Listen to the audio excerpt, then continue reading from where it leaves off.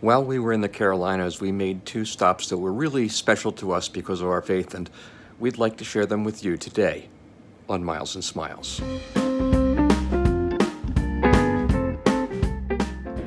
One of Charlotte's attractions that's really meaningful to me is the Billy Graham Library. I've actually never been here, but Billy Graham had a profound influence on my life. He was the founder of Gordon Conwell Seminary, which is where I studied for both my master's and my doctoral degrees, and looking forward to seeing their presentation of his life and ministry.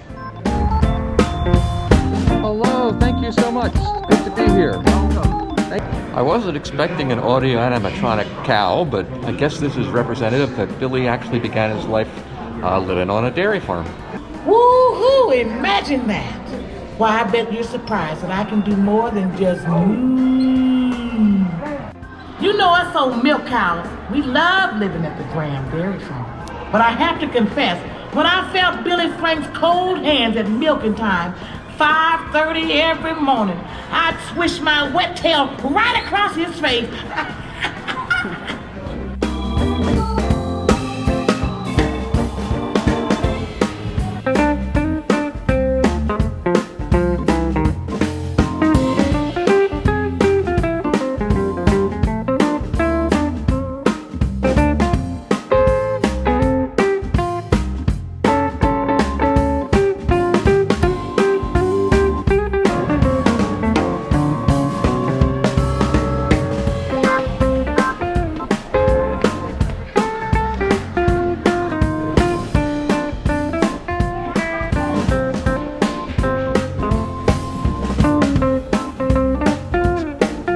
I got to tell you, for me, visiting the Billy Graham Library was incredibly moving and inspiring.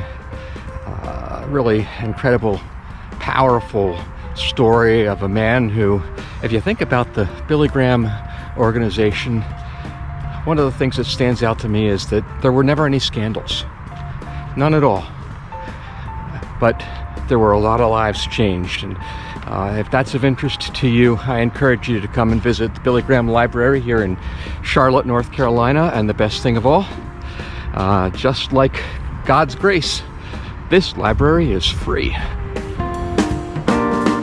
Today we're visiting the Trail of Faith, which is an outdoor museum in tribute to the Waldensians. The Waldensians are a group of pre-Reformation Christians who were in Italy and France. They were terribly persecuted over the course of many years.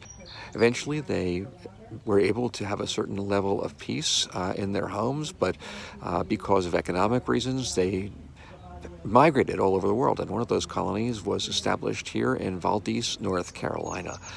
The Waldensians believed that everyone should have access to the Bible, and at the time it was illegal to read the Bible on your own. Only a priest could do that.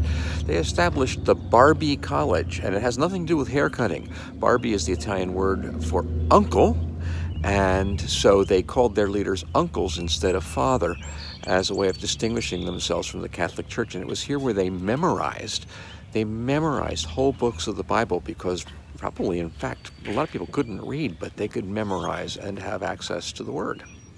On this table, which was brought over from Italy, the first entire translation of the Bible from Hebrew and Greek was put into French. What's hard to believe is that writing out the Bible, translating the Bible into French, was illegal. It was an extremely dangerous task. The man who did it, by the way, was Olivetan. Just how dangerous was it to be a Waldensian and to have access to the Bible? Well, they would be worshiping in caves like this one, and unfortunately there was a situation where the Roman soldiers who came and they threw fire into the cave. As the Waldensians tried to escape the choking smoke from the fire, the soldiers waited outside the cave and killed them, one by one, as they emerged from the entrance. This Waldensian Trail of Faith is really a neat stop. It takes about an hour to get through it. They provide you with these kind of little handheld audio devices, and so the entire tour is narrated with stories about the Waldensians. One of the ones that I liked the best was when there was a mother who had her children writing down scriptures on pieces of paper because they needed to learn to memorize the scriptures because it was illegal to have them.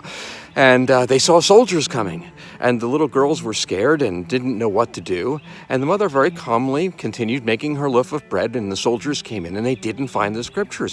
Where were they?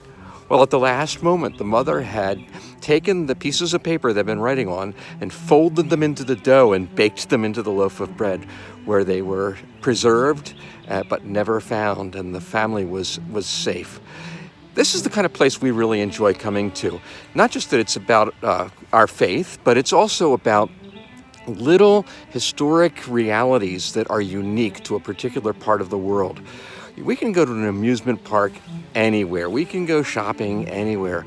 But it seems like wherever we go, there are these little gems, these little museums or sites that are unique to that place. Those are the places that we think it's really important to stop when you're looking for something to do and you're traveling. Valdez, North Carolina, the Trail of Faith, definitely thumbs up.